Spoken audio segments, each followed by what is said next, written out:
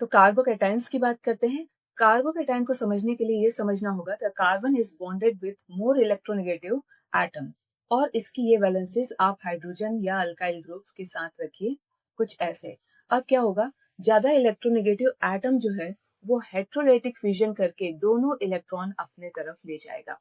तो ये क्या हो जाएगा, वाई नेगेटिव। बात करें तो कार्बन पे आ जाएगा पॉजिटिव, क्योंकि ये इलेक्ट्रॉन वाई ले गया है, और इसका H and there's a R and there's a H। ये क्या हो गया, अपने आप को उस एरिया में अरेंज कर लिए, क्योंकि ये स्पेस क्या हो गया है, एम्प्टी हो गया है।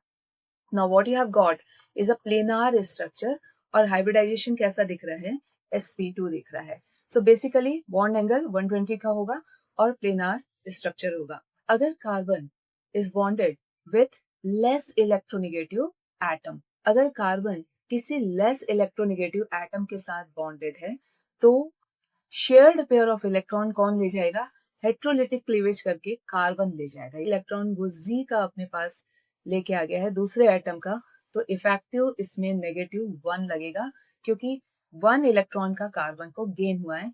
इसलिए मैंने बोला कि कार्ब एनायंस में चार्ज क्या लगता है, नेगेटिव। अमोनिया जैसा स्ट्रक्चर दिख रहा है, तो हाइब्रिडाइजेशन इसका होगा sp3, है ना। बात करते हैं कार्बीन्स की, तो कार्बीन्स में 2 अनशेयर्ड पेयर देखने को मिलते हैं। ये 2 वैलेंस इलेक्ट्रॉन अनशेयर्ड रहते हैं and the other 2 valence electrons are shared.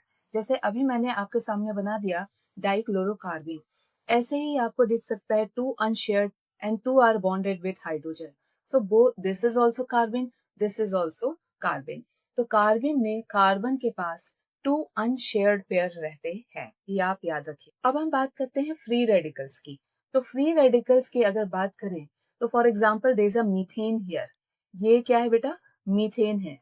अब इस मीथेन को अगर मैं होमोलाइटिक क्लीवेज कर दूं, homolytic cleavage means equal distribution, hydrogen अपना इलेक्ट्रॉन ले जाएगा और कार्बन अपना इलेक्ट्रॉन ले जाएगा।